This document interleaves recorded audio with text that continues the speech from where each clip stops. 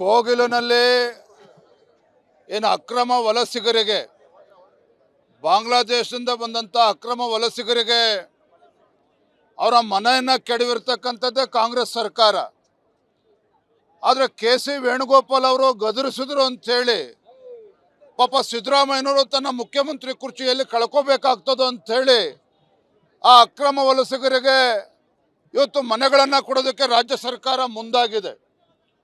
ಡಿ.ಕೆ. ಶಿವಕುಮಾರ್ ಅವರು ಕೂಡ ಮುಖ್ಯಮಂತ್ರಿ ಕುರ್ಚಿಯನ್ನು ಕಸ್ಕೋಬೇಕು ಅನ್ನೋ ಕಾರಣಕ್ಕೆ ಕೆ.ಸಿ. ವೇಣುಗೋಪಾಲ್ ಮುಖೇನ ಮುಖ್ಯಮಂತ್ರಿಗಳಿಗೆ ಧಮಕಿ ಹಾಕಿಸಿ ಅವರು ಕೂಡ ಈ ಅಕ್ರಮ ವಲಸಿಗರಿಗೆ ಇವತ್ತು ಮನೆಗಳನ್ನು ಕೊಡೋದಕ್ಕೆ ಹೊರಟಿದ್ದಾರೆ.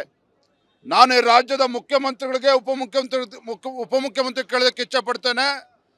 ರಾಜ್ಯದ ಜನ ಇವತ್ತು ಪ್ರಶ್ನೆ ಮಾಡ್ತಾ ಇದ್ದಾರೆ, ಕರ್ನಾಟಕ ರಾಜ್ಯದ ಮುಖ್ಯಮಂತ್ರಿಗಳು ಸಿದ್ದರಾಮಯ್ಯನವರು ಇದ್ದಾರೋ ಅಥವಾ ಕೆ.ಸಿ. ವೇಣುಗೋಪಾಲ್ ಇದ್ದಾರೋ ಅಂತೇಳಿ ಇವತ್ತು ಪ್ರಶ್ನೆ ಮಾಡ್ತಾ ಇದ್ದಾರೆ.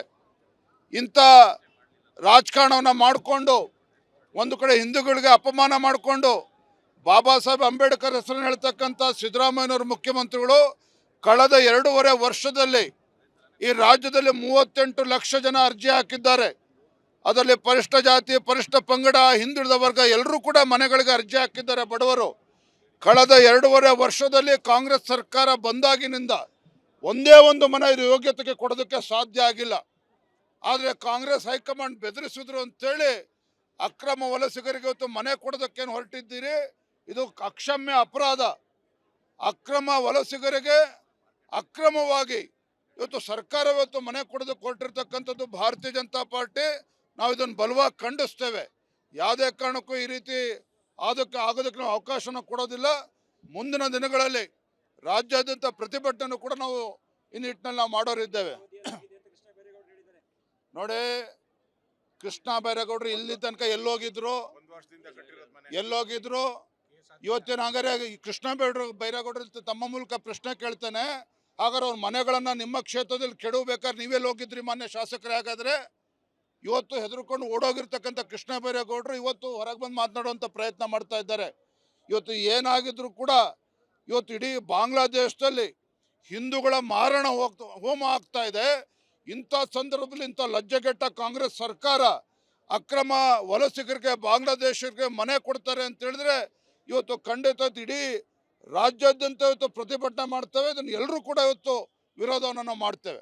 ಕೋಗಿಲಿನಲ್ಲಿ ಏನು ಅಕ್ರಮ ವಲಸಿಗರಿಗೆ ಬಾಂಗ್ಲಾದೇಶದಿಂದ ಬಂದಂಥ ಅಕ್ರಮ ವಲಸಿಗರಿಗೆ ಅವರ ಮನೆಯನ್ನು ಕೆಡವಿರ್ತಕ್ಕಂಥದ್ದೇ ಕಾಂಗ್ರೆಸ್ ಸರ್ಕಾರ. ಆದರೆ ಕೆ.ಸಿ. ವೇಣುಗೋಪಾಲ್ ಅವರು ಗದರಿಸಿದ್ರು ಅಂಥೇಳಿ ಪಾಪ ಸಿದ್ದರಾಮಯ್ಯನವರು ತನ್ನ ಮುಖ್ಯಮಂತ್ರಿ ಕುರ್ಚಿಯಲ್ಲಿ ಕಳ್ಕೋಬೇಕಾಗ್ತದೋ ಅಂಥೇಳಿ ಆ ಅಕ್ರಮ ವಲಸಿಗರಿಗೆ ಇವತ್ತು ಮನೆಗಳನ್ನು ಕೊಡೋದಕ್ಕೆ ರಾಜ್ಯ ಸರ್ಕಾರ ಮುಂದಾಗಿದೆ.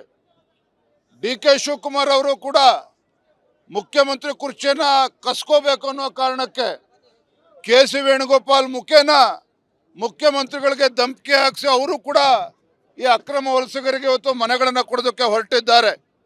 ನಾನು ಈ ರಾಜ್ಯದ ಮುಖ್ಯಮಂತ್ರಿಗಳಿಗೆ ಉಪಮುಖ್ಯಮಂತ್ರಿ ಕೇಳೋದಕ್ಕೆ ಇಚ್ಛಪಡ್ತೇನೆ. ರಾಜ್ಯದ ಜನ ಇವತ್ತು ಪ್ರಶ್ನೆ ಮಾಡ್ತಾ ಇದ್ದಾರೆ, ಕರ್ನಾಟಕ ರಾಜ್ಯದ ಮುಖ್ಯಮಂತ್ರಿಗಳು ಸಿದ್ದರಾಮಯ್ಯನವರು ಇದ್ದಾರೋ ಅಥವಾ ಕೆ.ಸಿ. ವೇಣುಗೋಪಾಲ್ ಇದ್ದಾರೋ ಅಂತೇಳಿ ಇವತ್ತು ಪ್ರಶ್ನೆ ಮಾಡ್ತಾ ಇದ್ದಾರೆ. ಇಂಥ ರಾಜಕಾರಣವನ್ನು ಮಾಡಿಕೊಂಡು ಒಂದು ಕಡೆ ಹಿಂದೂಗಳಿಗೆ ಅಪಮಾನ ಮಾಡಿಕೊಂಡು ಬಾಬಾ ಸಾಹೇಬ್ ಅಂಬೇಡ್ಕರ್ ಹೆಸರನ್ನು ಹೇಳ್ತಕ್ಕಂಥ ಸಿದ್ದರಾಮಯ್ಯನವರು ಮುಖ್ಯಮಂತ್ರಿಗಳು ಕಳೆದ 2.5 ವರ್ಷದಲ್ಲಿ ಈ ರಾಜ್ಯದಲ್ಲಿ 38 ಲಕ್ಷ ಜನ ಅರ್ಜಿ ಹಾಕಿದ್ದಾರೆ. ಅದರಲ್ಲಿ ಪರಿಷ್ಠ ಜಾತಿ, ಪರಿಷ್ಠ ಪಂಗಡ, ಹಿಂದುಳಿದ ವರ್ಗ ಎಲ್ಲರೂ ಕೂಡ ಮನೆಗಳಿಗೆ ಅರ್ಜಿ ಹಾಕಿದ್ದಾರೆ ಬಡವರು. ಕಳೆದ 2.5 ವರ್ಷದಲ್ಲಿ ಕಾಂಗ್ರೆಸ್ ಸರ್ಕಾರ ಬಂದಾಗಿನಿಂದ ಒಂದೇ ಒಂದು ಮನೆ ಯೋಗ್ಯತೆಗೆ ಕೊಡೋದಕ್ಕೆ ಸಾಧ್ಯ ಆಗಿಲ್ಲ. ಆದರೆ ಕಾಂಗ್ರೆಸ್ ಹೈಕಮಾಂಡ್ ಬೆದರಿಸಿದ್ರು ಅಂತೇಳಿ ಅಕ್ರಮ ವಲಸಿಗರಿಗೆ ಇವತ್ತು ಮನೆ ಕೊಡೋದಕ್ಕೇನು ಹೊರಟಿದ್ದೀರಿ? ಇದು ಅಕ್ಷಮ್ಯ ಅಪರಾಧ. ಅಕ್ರಮ ವಲಸಿಗರಿಗೆ ಅಕ್ರಮವಾಗಿ ಇವತ್ತು ಸರ್ಕಾರ ಇವತ್ತು ಮನೆ ಕೊಡೋದಕ್ಕೆ ಹೊರಟಿರ್ತಕ್ಕಂಥದ್ದು ಭಾರತೀಯ ಜನತಾ ಪಾರ್ಟಿ. ನಾವು ಇದನ್ನು ಬಲವಾಗಿ ಖಂಡಿಸ್ತೇವೆ. ಯಾವುದೇ ಕಾರಣಕ್ಕೂ ಈ ರೀತಿ ಆಗೋದಕ್ಕೆ ನಾವು ಅವಕಾಶನ ಕೊಡೋದಿಲ್ಲ. ಮುಂದಿನ ದಿನಗಳಲ್ಲಿ ರಾಜ್ಯಾದ್ಯಂತ ಪ್ರತಿಭಟನೆ ಕೂಡ ನಾವು ಈ ನಿಟ್ಟಿನಲ್ಲಿ ನಾವು ಮಾಡೋರಿದ್ದೇವೆ. ನೋಡಿ, ಕೃಷ್ಣ ಬೈರೇಗೌಡರು ಇಲ್ಲಿ ತನಕ ಎಲ್ಲೋಗಿದ್ರು ಇವತ್ತಿನ ಹಂಗಾರೆ ಕೃಷ್ಣ ಬೈರೇಗೌಡರು ತಮ್ಮ ಮೂಲಕ ಪ್ರಶ್ನೆ ಕೇಳ್ತಾನೆ, ಹಾಗಾದ್ರೆ ಅವ್ರ ಮನೆಗಳನ್ನು ನಿಮ್ಮ ಕ್ಷೇತ್ರದಲ್ಲಿ ಕೆಡವಬೇಕಾದ್ರೆ ನೀವೆಲ್ಲಿ ಹೋಗಿದ್ರಿ ಮಾನ್ಯ ಶಾಸಕರೇ? ಹಾಗಾದರೆ ಇವತ್ತು ಹೆದರ್ಕೊಂಡು ಓಡೋಗಿರ್ತಕ್ಕಂಥ ಕೃಷ್ಣ ಬೈರೇಗೌಡರು ಇವತ್ತು ಹೊರಗೆ ಬಂದು ಮಾತನಾಡುವಂಥ ಪ್ರಯತ್ನ ಮಾಡ್ತಾ ಇದ್ದಾರೆ. ಇವತ್ತು ಏನಾಗಿದ್ರು ಕೂಡ ಇವತ್ತು ಇಡೀ ಬಾಂಗ್ಲಾದೇಶದಲ್ಲಿ ಹಿಂದೂಗಳ ಮಾರಣ ಹೋಮ ಆಗ್ತಾ ಇದೆ. ಇಂಥ ಸಂದರ್ಭದಲ್ಲಿ ಇಂಥ ಲಜ್ಜೆಗೆಟ್ಟ ಕಾಂಗ್ರೆಸ್ ಸರ್ಕಾರ ಅಕ್ರಮ ವಲಸಿಗರಿಗೆ ಬಾಂಗ್ಲಾದೇಶಕ್ಕೆ ಮನೆ ಕೊಡ್ತಾರೆ ಅಂತ ಹೇಳಿದ್ರೆ ಇವತ್ತು ಖಂಡಿತ ಇಡೀ ರಾಜ್ಯಾದ್ಯಂತ ಇವತ್ತು ಪ್ರತಿಭಟನೆ ಮಾಡ್ತೇವೆ. ಇದನ್ನು ಎಲ್ಲರೂ ಕೂಡ ಇವತ್ತು ವಿರೋಧವನ್ನು ನಾವು ಮಾಡ್ತೇವೆ. ಕೋಗಿಲಿನಲ್ಲಿ ಏನು ಅಕ್ರಮ ವಲಸಿಗರಿಗೆ, ಬಾಂಗ್ಲಾದೇಶದಿಂದ ಬಂದಂಥ ಅಕ್ರಮ ವಲಸಿಗರಿಗೆ ಅವರ ಮನೆಯನ್ನು ಕೆಡವಿರ್ತಕ್ಕಂಥದ್ದೇ ಕಾಂಗ್ರೆಸ್ ಸರ್ಕಾರ. ಆದರೆ ಕೆ.ಸಿ. ವೇಣುಗೋಪಾಲ್ ಅವರು ಗದರಿಸಿದ್ರು ಅಂಥೇಳಿ ಪಾಪ ಸಿದ್ದರಾಮಯ್ಯನವರು ತನ್ನ ಮುಖ್ಯಮಂತ್ರಿ ಕುರ್ಚಿಯಲ್ಲಿ ಕಳ್ಕೋಬೇಕಾಗ್ತದೋ ಅಂಥೇಳಿ ಆ ಅಕ್ರಮ ವಲಸಿಗರಿಗೆ ಇವತ್ತು ಮನೆಗಳನ್ನು ಕೊಡೋದಕ್ಕೆ ರಾಜ್ಯ ಸರ್ಕಾರ ಮುಂದಾಗಿದೆ. ಡಿ.ಕೆ. ಶಿವಕುಮಾರ್ ಅವರು ಕೂಡ ಮುಖ್ಯಮಂತ್ರಿ ಕುರ್ಚಿಯನ್ನು ಕಸ್ಕೋಬೇಕು ಅನ್ನೋ ಕಾರಣಕ್ಕೆ ಕೆ.ಸಿ. ವೇಣುಗೋಪಾಲ್ ಮುಖೇನ ಮುಖ್ಯಮಂತ್ರಿಗಳಿಗೆ ಧಮಕಿ ಹಾಕಿಸಿ ಅವರು ಕೂಡ ಈ ಅಕ್ರಮ ವಲಸಿಗರಿಗೆ ಇವತ್ತು ಮನೆಗಳನ್ನು ಕೊಡೋದಕ್ಕೆ ಹೊರಟಿದ್ದಾರೆ. ನಾನು ಈ ರಾಜ್ಯದ ಮುಖ್ಯಮಂತ್ರಿಗಳಿಗೆ ಉಪಮುಖ್ಯಮಂತ್ರಿ ಕೇಳೋದಕ್ಕೆ ಇಚ್ಛಪಡ್ತೇನೆ. ರಾಜ್ಯದ ಜನ ಇವತ್ತು ಪ್ರಶ್ನೆ ಮಾಡ್ತಾ ಇದ್ದಾರೆ, ಕರ್ನಾಟಕ ರಾಜ್ಯದ ಮುಖ್ಯಮಂತ್ರಿಗಳು ಸಿದ್ದರಾಮಯ್ಯನವರು ಇದ್ದಾರೋ ಅಥವಾ ಕೆ.ಸಿ. ವೇಣುಗೋಪಾಲ್ ಇದ್ದಾರೋ ಅಂತೇಳಿ ಇವತ್ತು ಪ್ರಶ್ನೆ ಮಾಡ್ತಾ ಇದ್ದಾರೆ. ಇಂಥ ರಾಜಕಾರಣವನ್ನು ಮಾಡಿಕೊಂಡು ಒಂದು ಕಡೆ ಹಿಂದೂಗಳಿಗೆ ಅಪಮಾನ ಮಾಡಿಕೊಂಡು ಬಾಬಾ ಸಾಹೇಬ್ ಅಂಬೇಡ್ಕರ್ ಹೆಸರನ್ನು ಹೇಳ್ತಕ್ಕಂಥ ಸಿದ್ದರಾಮಯ್ಯನವರು ಮುಖ್ಯಮಂತ್ರಿಗಳು ಕಳೆದ 2.5 ವರ್ಷದಲ್ಲಿ ಈ ರಾಜ್ಯದಲ್ಲಿ 38 ಲಕ್ಷ ಜನ ಅರ್ಜಿ ಹಾಕಿದ್ದಾರೆ. ಅದರಲ್ಲಿ ಪರಿಷ್ಠ ಜಾತಿ, ಪರಿಷ್ಠ ಪಂಗಡ, ಹಿಂದುಳಿದ ವರ್ಗ ಎಲ್ಲರೂ ಕೂಡ ಮನೆಗಳಿಗೆ ಅರ್ಜಿ ಹಾಕಿದ್ದಾರೆ ಬಡವರು. ಕಳೆದ 2.5 ವರ್ಷದಲ್ಲಿ ಕಾಂಗ್ರೆಸ್ ಸರ್ಕಾರ ಬಂದಾಗಿನಿಂದ ಒಂದೇ ಒಂದು ಮನೆ ಇದು ಯೋಗ್ಯತೆಗೆ ಕೊಡೋದಕ್ಕೆ ಸಾಧ್ಯ ಆಗಿಲ್ಲ.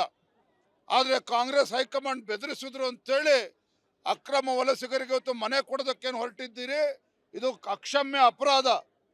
ಅಕ್ರಮ ವಲಸಿಗರಿಗೆ ಅಕ್ರಮವಾಗಿ ಇವತ್ತು ಸರ್ಕಾರ ಇವತ್ತು ಮನೆ ಕೊಡೋದಕ್ಕೆ ಹೊರಟಿರ್ತಕ್ಕಂಥದ್ದು ಭಾರತೀಯ ಜನತಾ ಪಾರ್ಟಿ.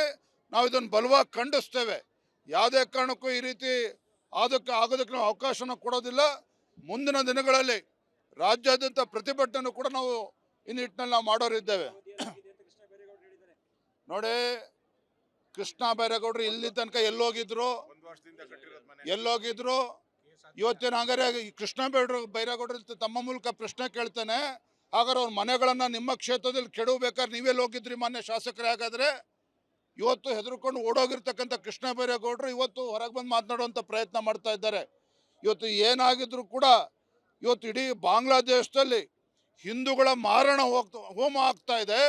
ಇಂಥ ಸಂದರ್ಭದಲ್ಲಿ ಇಂಥ ಲಜ್ಜೆಗೆಟ್ಟ ಕಾಂಗ್ರೆಸ್ ಸರ್ಕಾರ ಅಕ್ರಮ ವಲಸಿಗರಿಗೆ ಬಾಂಗ್ಲಾದೇಶಕ್ಕೆ ಮನೆ ಕೊಡ್ತಾರೆ ಅಂತ ಹೇಳಿದ್ರೆ ಇವತ್ತು ಖಂಡಿತ ಇಡೀ ರಾಜ್ಯಾದ್ಯಂತ ಇವತ್ತು ಪ್ರತಿಭಟನೆ ಮಾಡ್ತೇವೆ. ಇದನ್ನು ಎಲ್ಲರೂ ಕೂಡ ಇವತ್ತು ವಿರೋಧವನ್ನು ನಾವು ಮಾಡ್ತೇವೆ.